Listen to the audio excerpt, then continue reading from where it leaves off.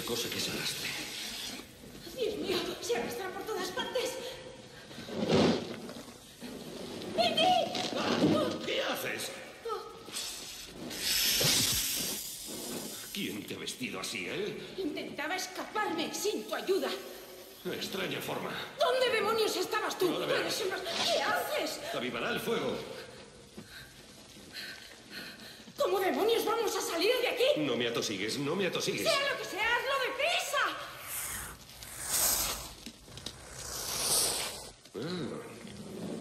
¿A dónde vas? A atravesar la pared. Prepárate a correr, me pase lo que me pase. ¿Qué quieres decir con eso?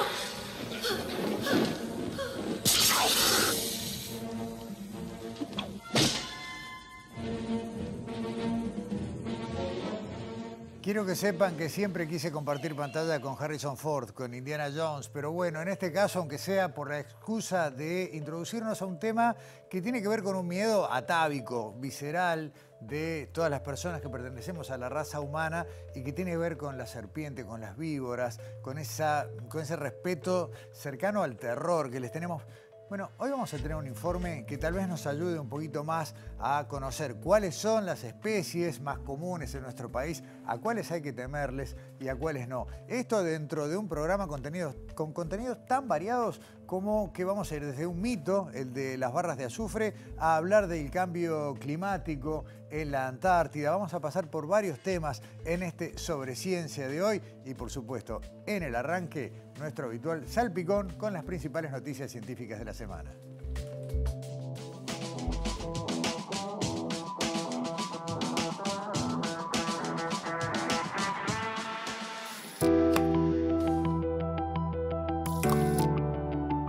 El Premio Nobel de Medicina 2024 fue otorgado este lunes a los estadounidenses Victor Ambros y Gary Ruvkun por su descubrimiento del microARN, una molécula fundamental en la regulación de la actividad de los genes. En 1993, ambos investigadores publicaron artículos científicos independientes en los que anunciaban que habían descubierto una molécula que cambiaba el paradigma de lo que se conocía hasta el momento en biología. Si bien se creía que solo las proteínas fabricadas por el ADN eran capaces de regular los genes, la investigación de los científicos demostró que también existe un tipo de ARN que está implicado en la regulación más fina de los genes. Este tipo de ARN se llamó microARN porque se trata de fragmentos más pequeños de ese material genético. Si bien en los primeros años no se prestó atención a este hallazgo, a principios del siglo XXI comenzó a desarrollarse su investigación en humanos y ratones. Hoy se sabe que tienen un rol esencial y se estudian para comprender mejor la regulación de los genes y procesos que pueden derivar en enfermedades.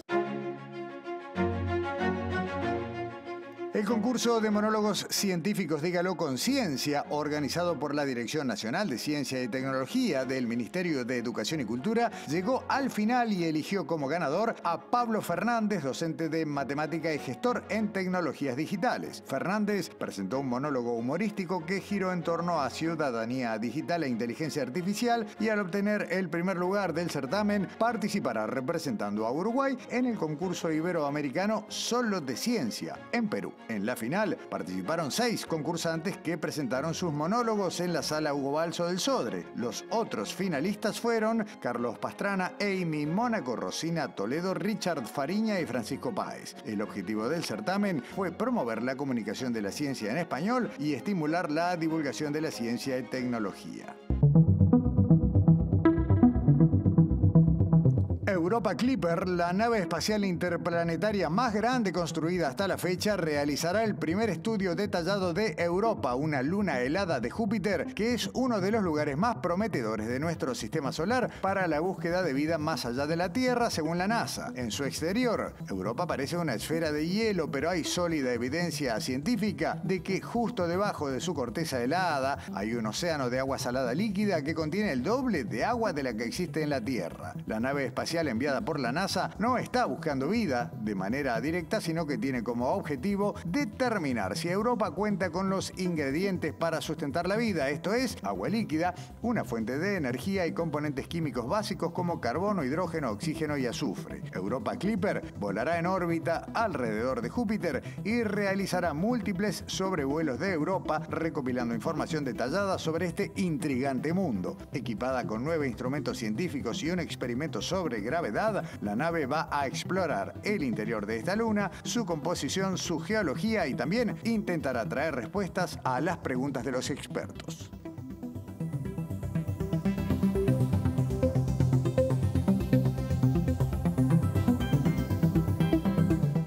Puede tenerle un poquito más o un poquito menos de miedo, siempre le vamos a tener respeto. El tema es cuánto sabemos, cuánto conocemos de serpientes y sobre todo y fundamentalmente de las que habitan nuestro territorio. Ahí anduvo indagando, averiguando Alexandra Perrone. ¿Cómo andás? Hola, Gustavo. Sí, bien? bueno, vamos a hablar de serpientes, también se pueden llamar ofidios, y vamos a hablar específicamente de los ofidios ponzoñosos que encontramos en nuestro país. A ver. Para eso hablamos con Melita Meneghel, que ella es magíster en Ciencias Biológicas y trabajó hasta el año 2020, porque ahora está jubilada, como encargada del Laboratorio de Sistemática de Historia Natural de Vertebrados en Facultad de Ciencias. También fue creadora del Serpentario de la Facultad de Medicina de Facultad de Ciencias, que funcionó en el Instituto de Higiene. Y todavía allí se encarga de algunos animales que hay ahí todavía, que llegó a tener más de 120. Mirá. Pero en esta primera parte del informe, Melita nos cuenta justamente cuáles son esas 4 especies peligrosas de serpientes que hay en Uruguay.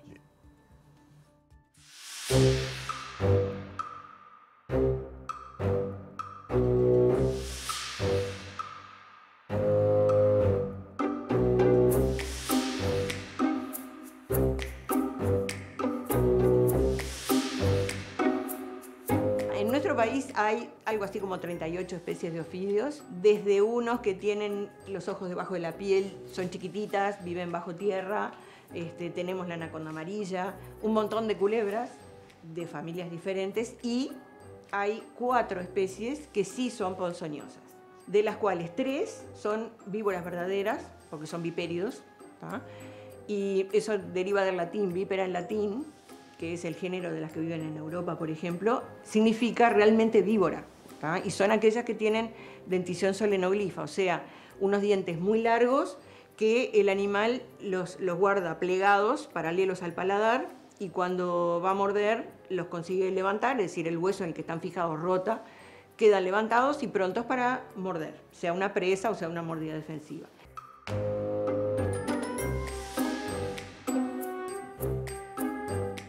Esas 3 serían la cascabel, la víbora de la cruz o crucera y la yarará o yara. A su vez, la 4ª no es de esa familia, es un elápido, es un animal pariente de las mambas y de las cobras, que tiene dentición proteroglifa, o sea, dientes un poco más cortos, bien más cortos, fijos, o sea, no se pueden mover, están siempre en la misma posición.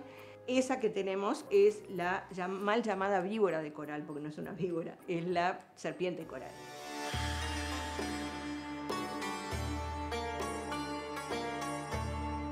Las zonas del Uruguay que tienen ofidios ponzoñosos son bastante variables. Por ejemplo, el caso de la coral seguramente está por todas partes del país.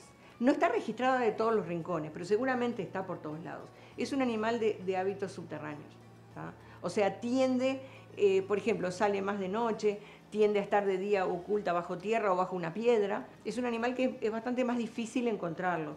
Eso no quiere decir que de repente no ande vagando por ahí a pleno día alguna y uno se las encuentra. Pasa, pero hay más ejemplares de lo que uno cree porque se ocultan. En el caso de la cascabel, es un animal que está en peligro de extinción en nuestro país y está protegida por ley, tan protegida como el venado de campo. Hay algunas, por ejemplo, en el norte de nuestro país, el límite entre Rivera, Artigas, por ahí.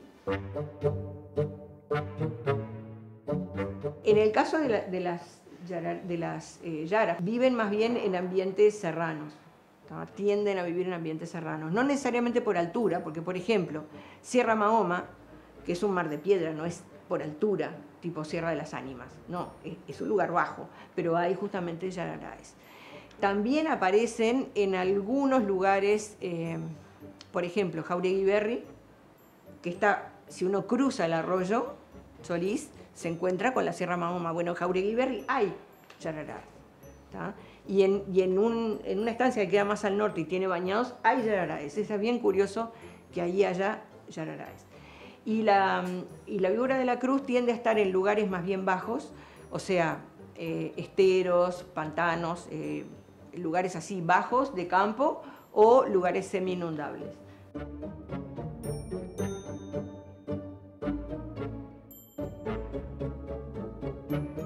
Bueno, va quedando claro, ¿no? En general, en casi todo o en todo el territorio de nuestro país pueden aparecer algunos de estos animales y lo importante es reconocerlos y actuar con cuidado. Más o menos por ahí, Alexandra. Claro, y bueno, nos explicaba la importancia del rol que tienen las serpientes en lo que es el control biológico, claro. ¿no? Por aquello de, bueno perdón, ahí se aplica lo mismo que con las arañas, ¿no? Que claro. les tenemos un pánico tremendo, tratamos de matarlas y sin embargo, tanto las víboras como las arañas cumplen con un rol ecosistémico. Exactamente, y matarlas no es la solución, ¿no? Y ya lo vemos siempre que aparece alguna crucera o alguna yara en algún lugar, bueno, donde suele haber muchas personas, que existen los rescates, por ejemplo, de Alternatus, que van y las rescatan, las devuelven a su hábitat natural. Bueno, justamente es la importancia, porque tienen un control biológico principalmente sobre los ratones, ¿no? Claro. También, o sea, es muy importante y bueno, ella nos explicaba, nos señalaba justamente eso. Y también nos decía el cuidado que hay que tener. Cuando uno está transitando por algún lugar donde no puede ver el piso, bueno, de usar una vara que pueda ir separando, que pueda ir viendo dónde vamos a meter los pies, justamente. Y bueno, y algo que también es muy importante es que si llegamos a ver una serpiente, y más si, bueno, si podemos distinguir, si el susto nos deja distinguir si eso no es de las peligrosas, justamente evitarlo, ¿no? Nunca tratar ni de matarlas ni de pegarles, porque justamente ahí es donde el animal se asusta y donde ataca. Es muy probable que podamos salir mordidos en esa situación, ¿no? Y bueno, en esta segunda parte del informe, ella nos cuenta cómo distinguirlas, insisto, si es que el susto nos deja hacerlo, pero bueno, qué características tiene cada una y cómo podemos distinguirlas. A ver.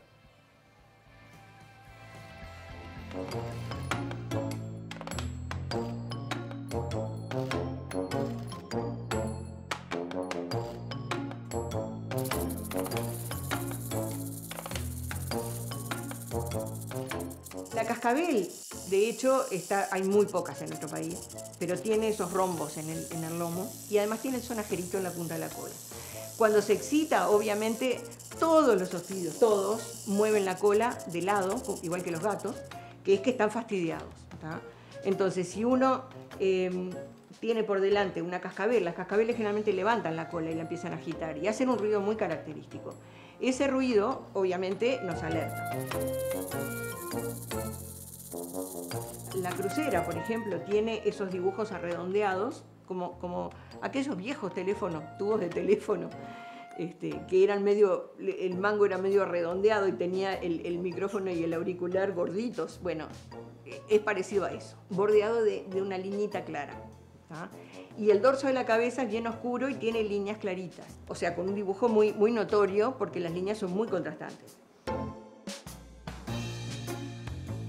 En el caso de la yarará, tiene dibujos que pueden estar medio difuminados en la cabeza. También bordeados de claro, pero ahí depende. Si el animal es muy oscuro, se ven poquito. Y tiene en los flancos unas líneas oblicuas, claritas, que bordean una mancha más oscura, que generalmente tiene una línea recta en el medio del lomo. Y luego bajan esas dos líneas más claritas y hay dos digamos, lunares gordos debajo, también con el bordecito claro. Y en el caso de la coral, bueno, hay varias culebras que serían falsas corales en nuestro país, simplemente porque tienen rojo en algún lado. Hay algunas que tienen la barriga roja, por ejemplo, y ya son corales. Hay gente que dice corales. En realidad serían falsas corales. Nuestra coral tiene las llamadas tríadas, o sea, unas bandas negras, relativamente larguitas, que en realidad son continuas alrededor del cuerpo. O sea, si uno a una coral la da vuelta, la barriga tiene el mismo diseño que el lomo. O sea, uno no se da cuenta de diferencia en el diseño. Esa banda negra tiene dos anillitos amarillentos o blanquecinos cerca de los extremos, y cada tríada está separada de la otra por una banda ancha roja, un rojo coral, justamente por eso es que se llaman corales, ¿no?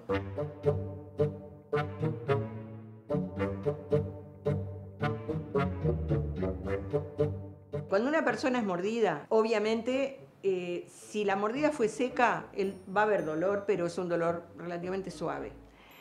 Si realmente inyectó veneno, duele muchísimo, muchísimo. A su vez, empieza a sangrar del lugar, o sea, quedan, por supuesto, los agujeritos de donde penetró el diente, el colmillo, y puede gotear sangre de ahí.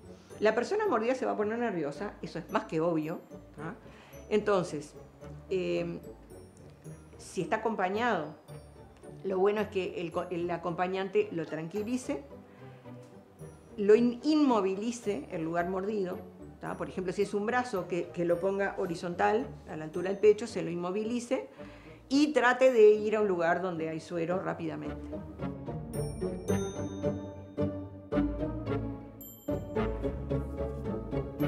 Lo importante es el consejo final, ¿no? O por lo menos final de esta parte del informe, Alexandra, de tener claro cuáles son las medidas básicas de respuesta ante un incidente de este tipo. Sí, bueno, y Melita nos contaba que, por ejemplo, el veneno de la yarará o yara, la cascabel y la crucera solamente pueden combatirse con suero antiofídico. Claro. Y que en el caso de la coral, si bien se puede atender a la persona con otros recursos que no sea el suero antiofídico, lo que tiene de peligroso es que actúa más rápido, es neurotóxico y actúa más rápido, y por lo tanto si una persona está en un lugar lejano a un centro de salud, bueno, ahí hay que igual apurarse porque puede ser justamente peligroso. Bien. Y bueno, nos decía eso, que no siempre inyectan veneno cuando muerden, porque depende de si recién comieron o si se asustan mucho, sí van a inyectar veneno. De ahí esta advertencia de si las vemos, bueno, tratar de no tocarlas, no molestarlas, alejarnos, justamente, porque cuanto más asustadas están, más veneno pueden inyectar, ¿no? Y bueno, y nos decía también, bueno, Melita, que Uruguay producía su propio suero antiofídico en el Serpentario, justamente, reiteramos, bioterio de animales ponzoñosos que funcionó, bueno, por convenio de la Facultad de Ciencias y Medicina desde 1992. Y bueno, desde el año más o menos 2000, ahí por los años 2000, se dejó de producir aquí en Uruguay y se importa actualmente, ¿no? Y ahora en la última parte del informe ella nos cuenta por qué es importante producir el suero antiofídico con las especies que están en nuestro país. Lo vemos.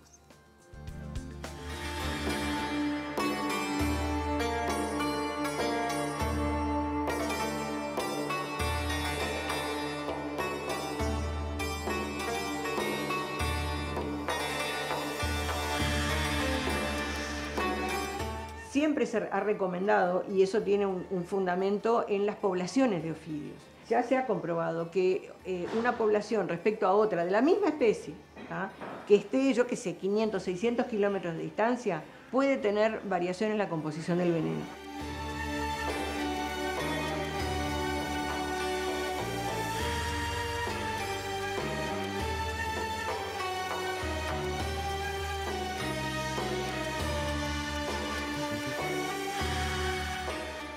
Entonces la idea es hacer suero con veneno de la misma población de animales que están causando esos accidentes que uno quiere combatir.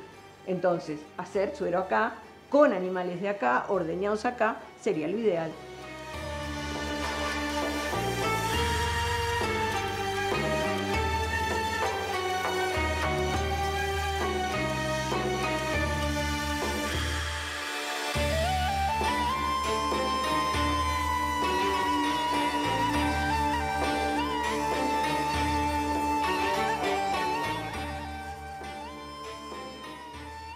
Alexandra, aclaración que está bueno para que la gente no se desoriente, no todas las especies que todavía quedan en el Serpentario son autóctonas. No, Claro. Ahí quedan algunos pocos animales en el Serpentario, ella todavía se encarga de ir a darles de comer. Ahí creo que hay una crucera, sí, que fuimos ahí y la filmamos, que lo vimos en el informe. Y bueno, yo quiero agradecer a Santiago Carreira, que es el fotógrafo que todas las fotos que mostramos son de él, de estos animales en el serpentario. Y tiene página web el serpentario, si bien igual ya no se hace extracción de veneno y ya no se produce acá en Uruguay, pero bueno, tiene toda la información en una página web que es serpentario.edu.uy. Excelente, gracias Alexandra, nos vemos la semana que viene. La semana que viene. Primera pausa en Sobre Ciencia, ya volvemos.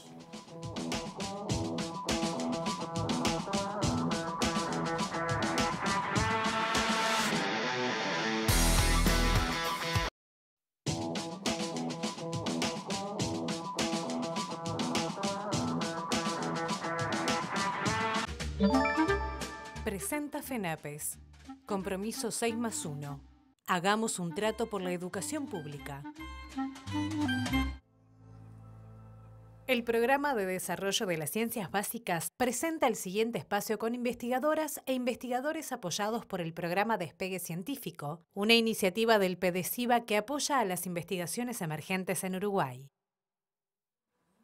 Está bueno poner este marco, poner las entrevistas que tienen que ver con las personas que están dentro del programa Despegue Científico en un espacio aparte, para dar idea de la variedad de temas. Tal vez ustedes puedan hacer memoria de los que ya llevamos, y algunos cuantos faltan todavía hasta el fin de ciclo, como para tener presente el amplio espectro que abarca el trabajo de investigación de nuestro país, y en este caso la muestra que tiene que ver con jóvenes, personas que se dedican a la ciencia y que tienen un apoyo, un aval, un empuje extra, este despegue científico que da PDCIBA. Hoy vamos a hablar de ciencia antártica. Tal vez ustedes recuerden que la semana pasada hablamos también de ciencia antártica, hace 2 programas, perdón, pero hablamos de ciencia antártica desde un punto de vista de bacterias, de microorganismos. Hoy no tiene nada que ver, y ahí también hay otra riqueza, la investigación que se hace en el continente helado. Laura Pérez Becoña es investigadora de PDCIBA Geociencias. Habitualmente, bueno, tu lugar de estudios y de trabajo es allí en el Centro Universitario Regional Este, en la sede de Rocha, pero bueno, periódicamente un recorrido a la Antártida para investigar qué ha ido pasando con el clima a lo largo del tiempo en la Antártida. Bienvenida a Sobre Ciencia, Laura. Bueno, muchísimas gracias. Muchas gracias por la invitación. Y bueno, les estaré contando un poquitito en qué va la investigación. Ahí va. La Antártida es un gran lugar para hacer ciencia en la medida de que tal vez sea el único territorio de nuestro planeta con un impacto humano, no vamos a decir que nulo, sí, pero tal vez sea el que menor impacto humano ha tenido hasta ahora. Y entonces ahí se pueden tomar datos, informaciones, sacar conclusiones que en tierra firme ya no se puede. Ahí hay una ganancia, no una ventaja de hacer ciencia en la Antártida. Exactamente, sí, sí, totalmente. Y bueno, también en donde está la base científica, Antártica Artigas. Bueno, es una zona que en el verano queda libre de hielo, hay varios lagos allí presentes. Y bueno, como les voy a estar contando un poquitito, se pueden realizar reconstrucciones paleoambientales, a partir de las cuales, ¿qué son estas reconstrucciones? Bueno, es cuando nosotros estudiamos qué ha pasado en ese sistema, en el ambiente, o sea, su evolución, cómo ha ido variando a lo largo del tiempo, a escalas. Sí. No, ¿qué te iba a decir? Que es una línea de investigación que, si bien hoy es global, no es muy vieja, no hace demasiadas décadas que se encontraron las maneras de ir procesando datos para ver cómo era tanto el clima, que es una parte, o el ambiente general de un área a lo largo de los milenios. Exacto. Nosotros en realidad estamos muy interesados en conocer, en base a esos cambios climáticos que ya sabemos que han ocurrido, ¿no?, en las distintas épocas, digamos, en distintos tiempos, conocer cuál fue la respuesta del sistema, ¿no? Y esto es importante porque nosotros necesitamos saber, o sea, cómo ha variado a lo largo del tiempo y cuál fue esa respuesta a estos cambios climáticos, para así poder entender un poco más el presente y poder llegar a predecir ciertos cambios que pueden llegar a ocurrir asociados, ¿no?, a los distintos escenarios planteados, por ejemplo, por el cambio climático, ¿no?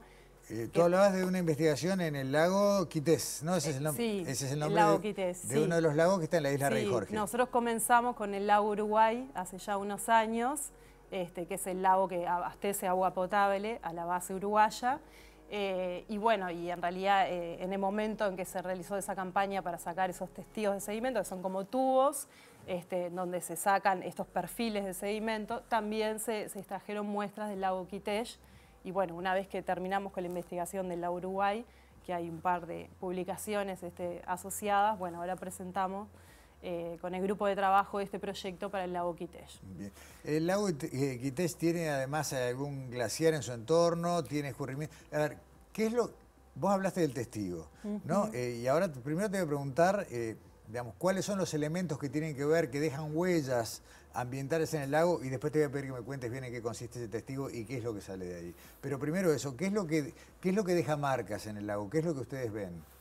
Bueno, en realidad, por lo que es el proceso de sedimentación, ¿no? En el cuerpo de agua hay diversos materiales que son autóctonos, propios del mismo sistema, y alóctonos que vienen de afuera.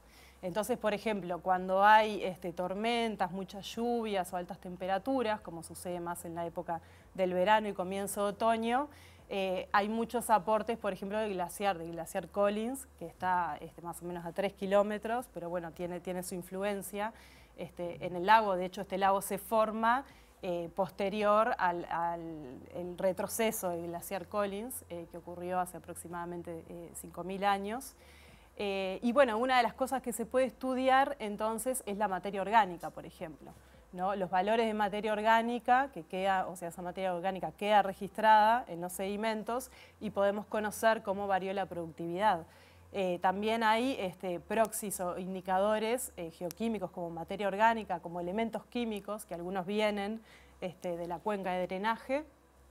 Y también tenemos, por ejemplo, diatomeas, que las diatomeas son microalgas silíceas que bueno, son las encargadas de producir gran parte de la productividad primaria en los sistemas acuáticos y tienen un esqueleto de sílice y se preservan muy bien en estos sedimentos. Bien. Entonces nosotros, estos perfiles de sedimento vendrían a ser como las hojas de un libro, ¿no? Se van depositando en orden cronológico, estas son las capas más antiguas a las más recientes, y cuando nosotros estudiamos esas capas, podemos entonces, o sea, leemos todas esas hojas del libro, podemos conocer la historia de lo que ha ocurrido con una ventana de tiempo que depende de la propia tasa de sedimentación, de cuánto sedimento se acumule en el tiempo. Perfecto. Ustedes, para decirlo en un lenguaje muy fácil, de alguna manera insertan una especie de tubo, ese tubo viene relleno con todo el sedimento, con toda la tierra del fondo del lago, y cada uno, digamos, y ahí...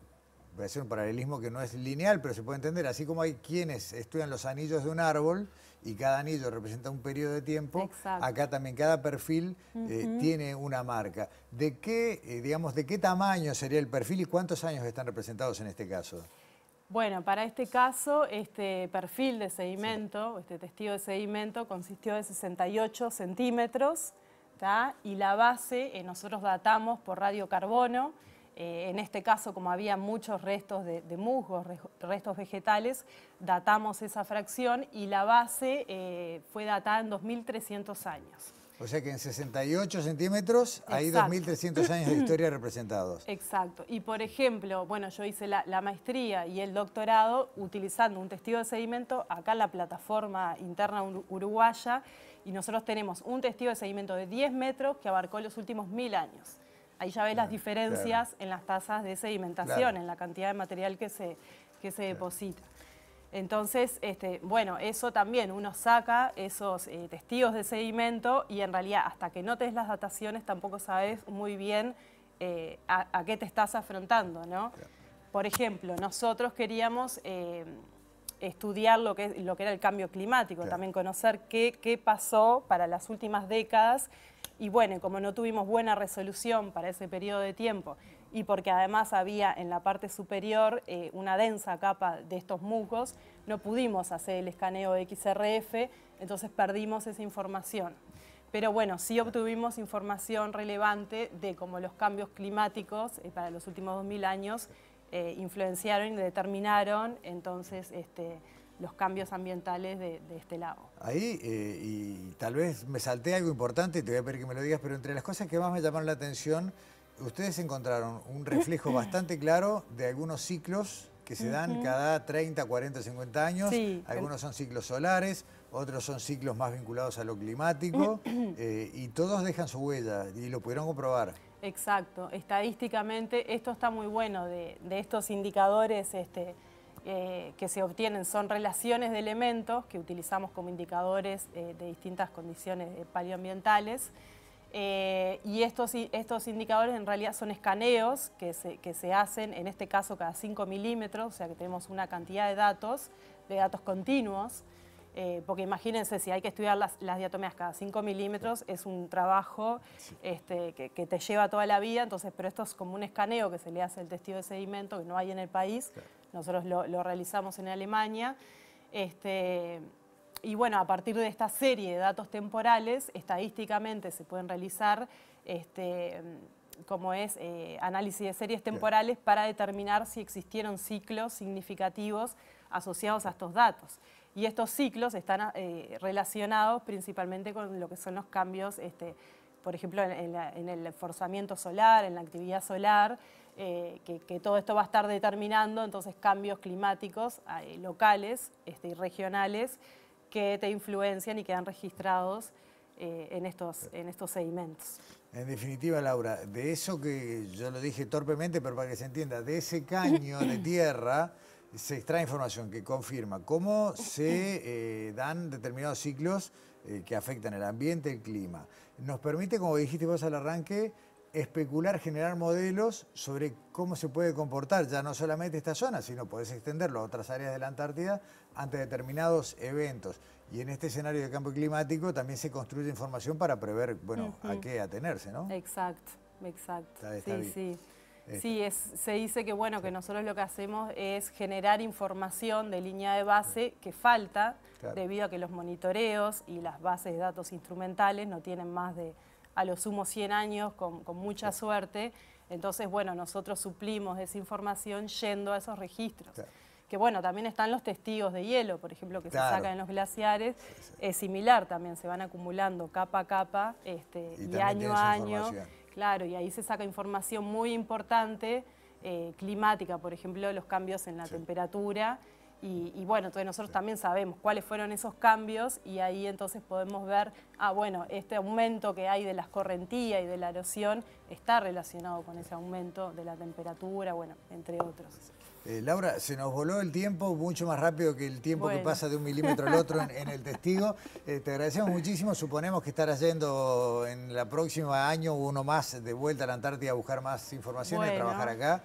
Así que estamos yendo, de hecho, a sacar testigos de sedimento de la zona costera, ahí muy cerquita. Así que, bueno, para hacer reconstrucciones paleoceanográficas. Te esperamos de vuelta entonces bueno, con los resultados. Muchas gracias. Bueno, muchísimas gracias a ustedes por la invitación. Hasta pronto. El Programa de Desarrollo de las Ciencias Básicas presentó este espacio con investigadoras e investigadores apoyados por el programa Despegue Científico. Si la investigación continúa, la ciencia avanza y la sociedad toda se beneficia. Antes de la pausa, Ciencia y Libros con Valeria Tanco.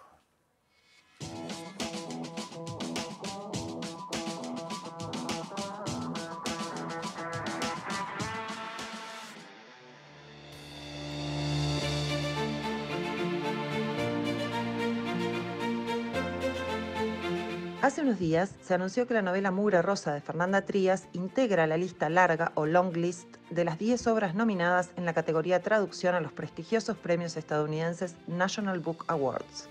La traducción al inglés de Mugre Rosa, Pink Slime, ya había recibido un premio en Reino Unido, el Penn Translates.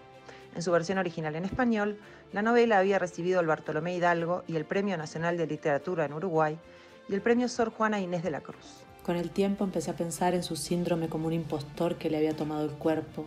Ni siquiera era un gen que dominaba su hambre, sino la ausencia de uno.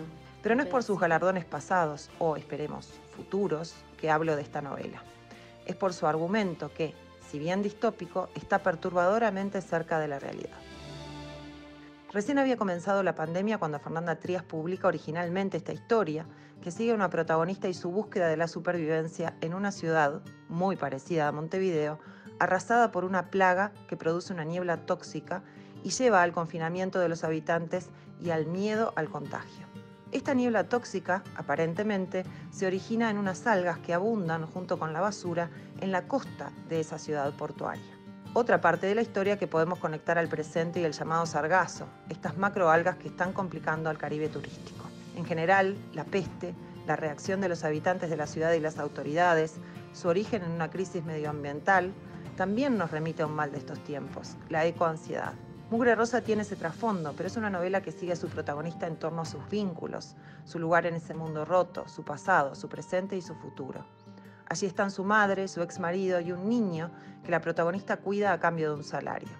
Un niño que no puede parar de comer. Los músculos laxos, la cabeza floja, un futuro monstruo, incapaz de saciarse. Y esto también está vinculado con la ciencia. Padece la enfermedad de Prader-Willi, que Trias conoció en una época en la que trabajó como traductora de textos médicos. Mientras esperamos que Mugre Rosa siga avanzando en los National Book Awards, disfrutamos su lectura.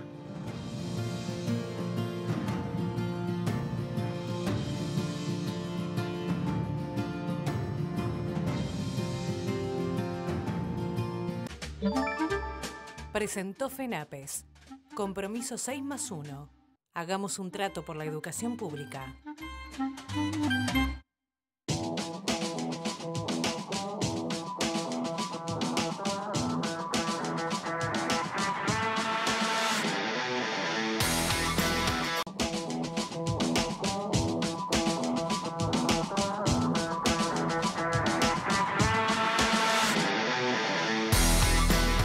Hay disciplinas científicas de las que todos sabemos de qué trata. Si uno habla de distintas áreas del conocimiento, no nos cuesta mucho darnos cuenta de qué estamos hablando. Ahora, si yo les digo estudios de fitolitos, ahí ya empezamos a hablar de algo que seguramente no conocemos previamente. La palabra puede estar diciendo algo, fito, planta, lito, piedra, pero cuando hablamos de algo muy chiquito, tamaño microscópico, de investigaciones que se hacen en Uruguay, bueno, conversamos sobre esto con la licenciada Julia Melián. Julia es arqueóloga, está en Facultad de Humanidades, integra el PIPTU, el Programa de Investigación del Poblamiento Temprano de Uruguay, y ella trabaja con fitolitos, nos cuenta.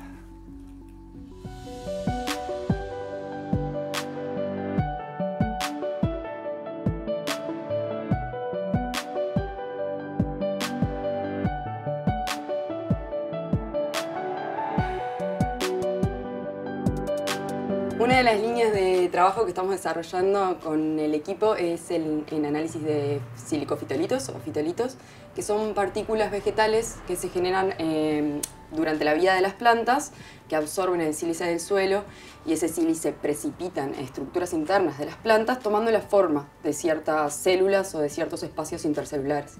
Ese sílice va a perdurar en el tiempo, la planta se va a descomponer cuando muere, sin embargo esas partículas de sílice se van a mantener porque son de un mineral que es resistente y perdurable en el tiempo. Entonces esas partículas que toman la forma de las plantas pueden presentar distintas formas, distintas morfologías.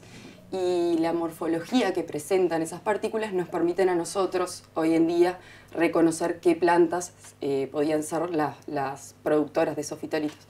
Todo esto quiere decir que a partir de muestras de suelo yo puedo estudiar estas estructuras, estos fitolitos que aparecen y saber qué plantas había en determinado momento o en determinado lugar.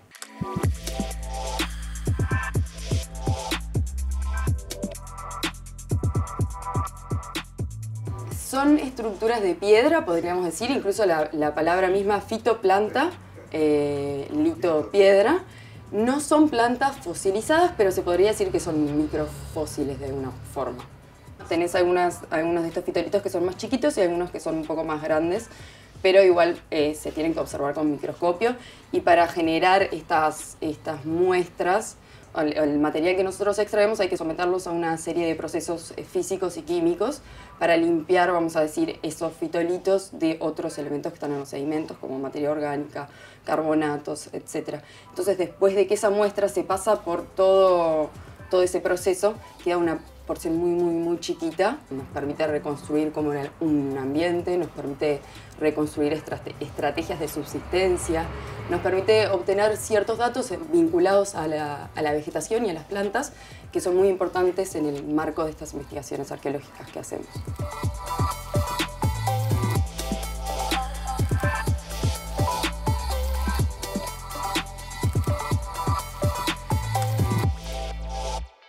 Entonces a veces podemos llegar a determinar qué planta específicamente se estaba consumiendo, se estaba produciendo o estaba creciendo en ese lugar. Podemos específicamente reconocer especies. A veces no, a veces las determinaciones son más generales y se hacen a nivel de familia o de subfamilia o de tipo de plantas, plantas invernales o plantas más del verano, de calor. Pero es igual un insumo importante porque permite reconstruir cuestiones más ambientales o climáticas.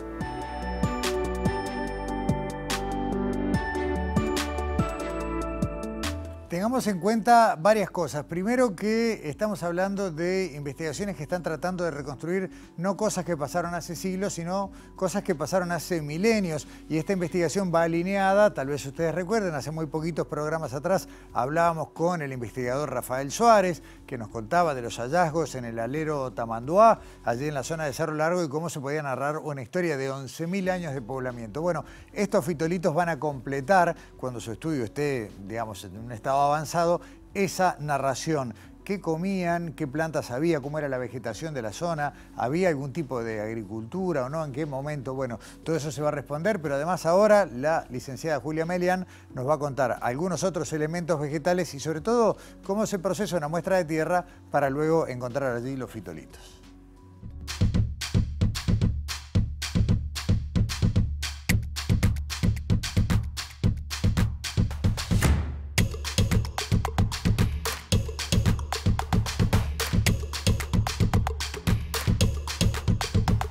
Nosotros extraemos para este tipo de análisis entre 200 y 300 gramos de tierra por muestra, pero de una excavación, de una columna, extraemos muchas muestras. O sea que en total podemos tener unos 1.200, 2.000 gramos más o menos, y a partir de eso sacamos una parte que va para análisis de geoquímica, cuestiones más específicas de la química de los sedimentos, y otra porción de esos sedimentos se va para análisis de fitolitos específicamente.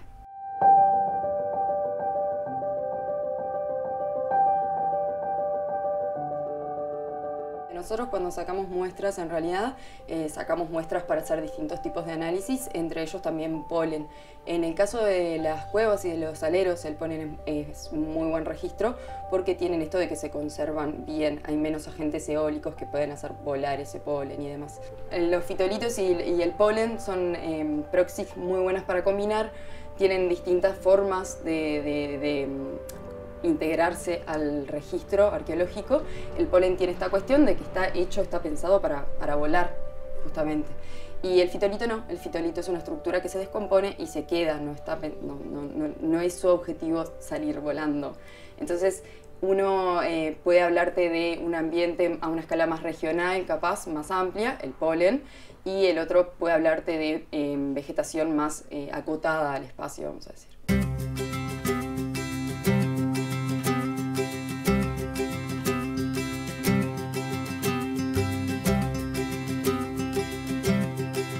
Parte de una muestra como esta, por ejemplo, que es una porción del sedimento que compone las excavaciones, y esto se somete a ciertos procedimientos químicos y físicos, y a partir de todos esos procedimientos, después de 1 o 2 semanas de tratamiento, queda algo así.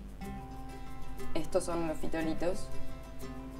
Después se monta en un portaobjetos para observarse. Y entonces tenemos de cada unidad, de cada nivel, distintas muestras y después se hacen las comparaciones a partir de lo que se observa.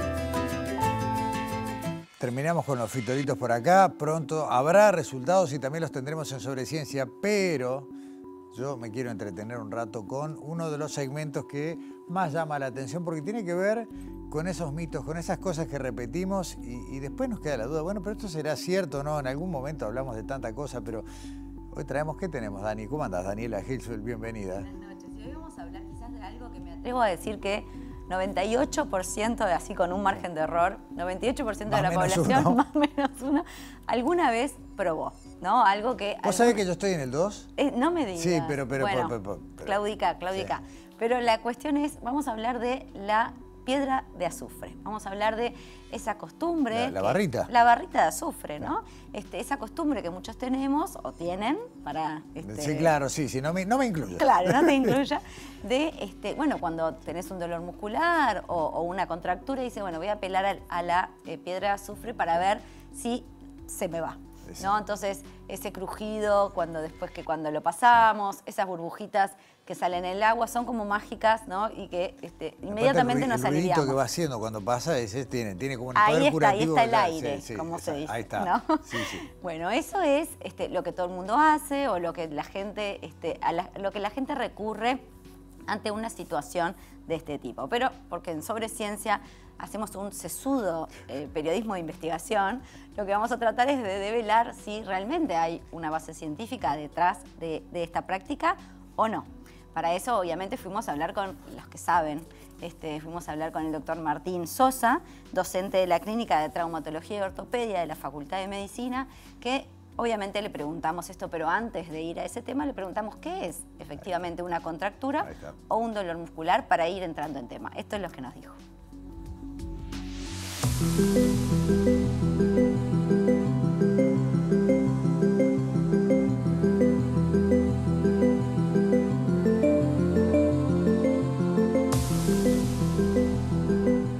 Un dolor muscular es una contracción involuntaria de un músculo duradera, permanente, y que puede durar un tiempo variable y afectar uno o varios grupos musculares. Y eso sería la contractura que nosotros nos referimos habitualmente cuando hablamos con nuestros pacientes. Lo que nosotros llamamos contracturas musculares, que en realidad son dolores musculares, no son una contractura en sí, tienen diferentes causas. Las causas principales son el exceso de carga, muchas veces relacionados con el estrés, muchas veces relacionados con un ejercicio, muchas veces relacionados con nuestra carga laboral, con una gran connotación social, emocional, puede ser lumbar, puede ser dorsal, y también puede ser a nivel cervical y del trapecio, que es arriba de los hombros, que es donde la gente más lo nota.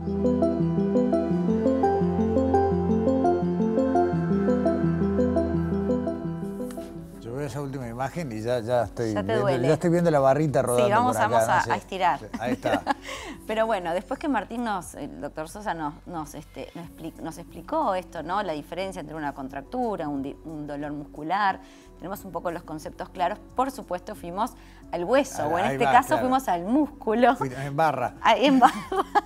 Y le preguntamos específicamente entonces, ¿hay fundamento científico o no en el uso de la piedra de azufre? Vamos a ver lo que nos dijo.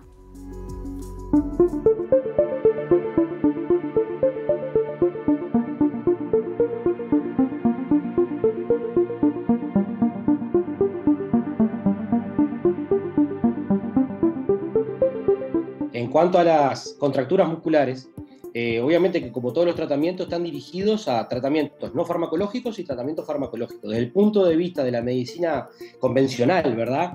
Uno siempre plantea diferentes tipos de estrategias. Ahora, en la medicina no convencional, o lo que nosotros creemos, o lo que tenemos habitualmente en nuestras vidas, es el remedio de la abuela, ¿verdad? Que es pasarse las piedras de azufre o la barra de azufre que todos tenemos en nuestra casa, ¿verdad?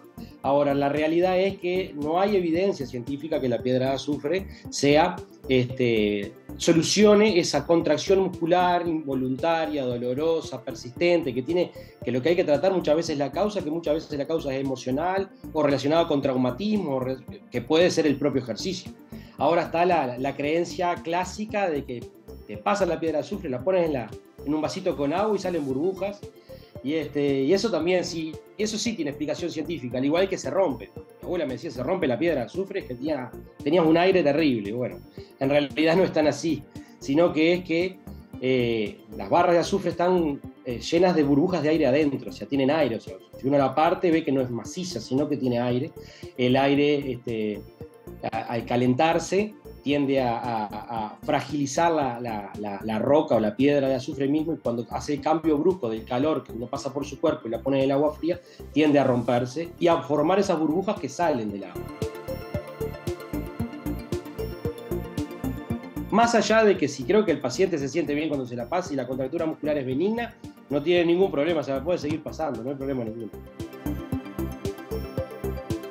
Bueno, más allá de los tratamientos no convencionales, cuando uno tiene una contractura muscular persistente, como la definición lo dice, yo creo que lo importante es que ante la persistencia de ese síntoma es importante hablar con algún médico, porque existen enfermedades que sí tienen una traducción en esa contractura, ¿verdad? Por ejemplo, a nivel cervical, cuando hay fiebre asociada, cuando hay repercusión general, como astenia, pocas ganas de comer, pocas ganas de hacer cosas. O sea, cuando asocia algo más a esa contractura o no tiene una clara causa, por ejemplo, estoy estresado, pasé por un suceso vital estresante, hice mucho ejercicio, tuve un traumatismo, creo que es importante, primero que nada, consultar al médico ¿para qué? Para identificar esos elementos rojos, banderas rojas que nosotros le decimos, que son importantes para darnos cuenta de algo que esté expresándose a través de esa contractura.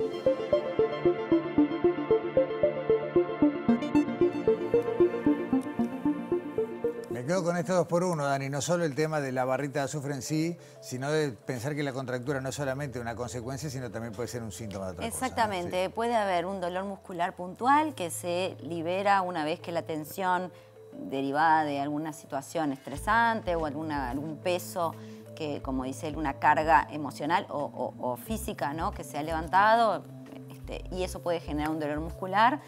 O bueno, puede ser un síntoma de alguna dolencia y por eso hay que consultar.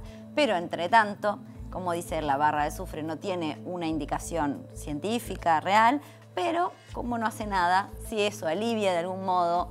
Si la contractura vino por un tema de estrés y la barra de azufre te hace sentir aliviado, claro, dale de punta. Exactamente. Gracias, Dani. Nos vemos la semana que viene. La semana que viene. Y bueno, pasándonos la barrita de azufre, vamos cerrando sobre ciencia y nos vemos acá en TV Ciudad la semana que viene.